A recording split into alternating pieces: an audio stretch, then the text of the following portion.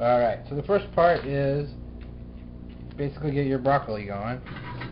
So, you can obviously take as little or as much off of this as you want. The way I like to do it is, you can take off the ends and actually use the rest of this part if you take the leaves off. So basically just take these leaves off, and then when you get down to this part, you can actually use a peeler and peel off the more stick-like pieces of your broccoli. And then when you're done, you can actually cut these guys into little pieces, and they're a lot softer and you don't have that hard exterior on them. So basically cut small pieces with the down part and then leave the florets, I don't know, like a half of one of the florets. And then do that for the extent of your broccoli. Alright, so I finished cutting up my broccoli. I know where to get these into basically bite-sized pieces, maybe a little bit bigger. I kind of like to crunch into some actual broccoli.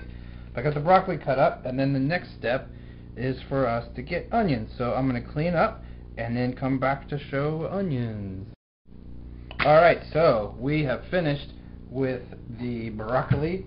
Got it prepared and just cut into the size of pieces we want. And now we're going to do the onion. I'm just doing one whole onion. You could do a little less onion. I enjoy a little bit of onion. And I'm also going to cut these pieces relatively big, modified slices. That way it's going to cook down for a little bit, and when it cooks down, you don't want it to be too small. If it was diced, then it would just kind of turn into onion mulch at the end. So we're going to keep it this way. So like I said, I'm going to do just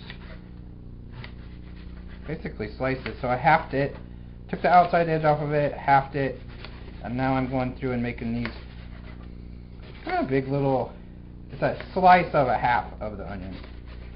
So, you could, quite honestly, you'd be fine with half of this onion. And it doesn't really matter what onion you're using.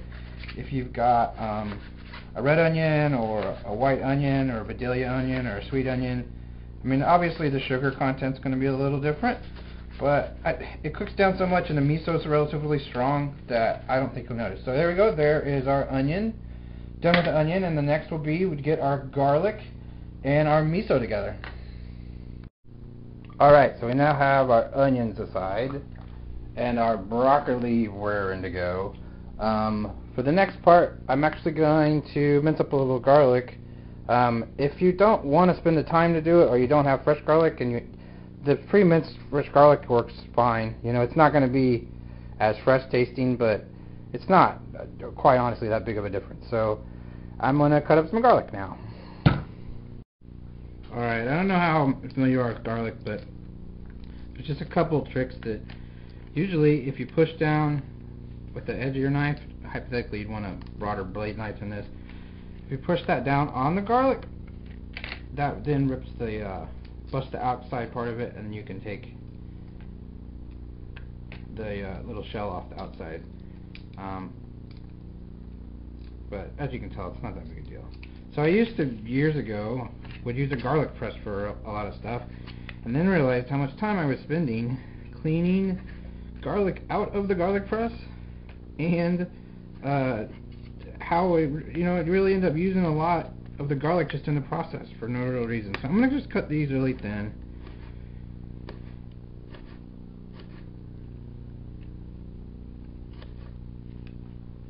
Let me get my hand out of the way. Cut these really thin, and then just do that with this other clove. So I've got 2 cloves of garlic, so that should be plenty for us. Alright, so here we have our ingredients recap again. I've got the sesame oil measured out, so this is the sesame oil that we are using. This is the miso I'm using right now, which is a red miso. There's several different types of miso you can get. There's white, there's a brown. This stuff right here is a mild shiro miso. It's a little bit lighter color. I don't have a lot of it left, but it's a little bit lighter color and a little sweeter. So if you wanted a little sweeter, you might try this, something like along this line the next time you try this recipe. But right now I'm going to do a tablespoon of the organic mellow red miso. So look for a red. If you, again, a brown would work almost as well.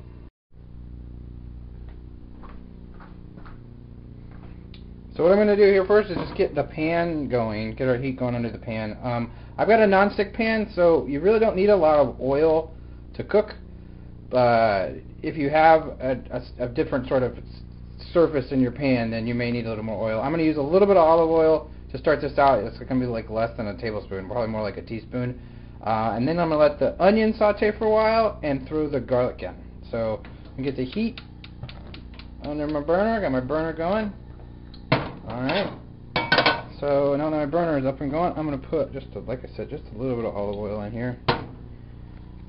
Enough to get some brown on the onions, and then I have my onions that I've already done, and I'm just going to throw them in. You could wait for the pan to heat up, but you don't necessarily need to do that. And then I'm going to let those go and get brown for a second, and I will see you back in a little bit here when we add the... There we go. So our pan is going. I've got them all broken out and evened out so they can get a little more uniform heat. Now that they're up and going, I'm going to throw the lid on here just for a little bit. Trap some of that heat in and get them to where they're a little softer. And then after that's going for a little bit, we will again get back and throw in our garlic. Alright, so our onions are going there. You can smell them now. They smell nice and good. So now I'm going to come over and I'm going to add this garlic. So add the garlic to the mix. Get a little brown on it as well. And then the next step. Alright, so our garlic and onions are going. I'm going to reduce the heat so these don't burn. And then I'm going to add a little water and the miso, because the idea is that you want this miso to have a little bit of moisture at first and then reduce down, and then when it reduces down it's more of a sauce that you don't really want this to be soup or anything. So I'm going to take my miso. I got my miso in here, as you can see, big old clump there in the middle, and you really only need about a half a cup of water or something. I'm just going to pour in some water from the kettle I keep here. I find that that's a good way to always have water when you're cooking, is keep a kettle with water in it just right on the stove. So the idea is we're going to stir this down. We don't want this clump of miso to be here. We want it to just basically dissolve in this water. If you need a little more water to thin out the miso, then do so, but just keep in mind, again, we're not trying to make soup here. We don't want the onions to be standing in this miso. We just want all this down before we put the broccoli in. Alright, so broccoli is now cooked. Got a little crisp on it. I didn't cook it too long, so it didn't boil down. I'm going to make sure you don't have the heat up too high.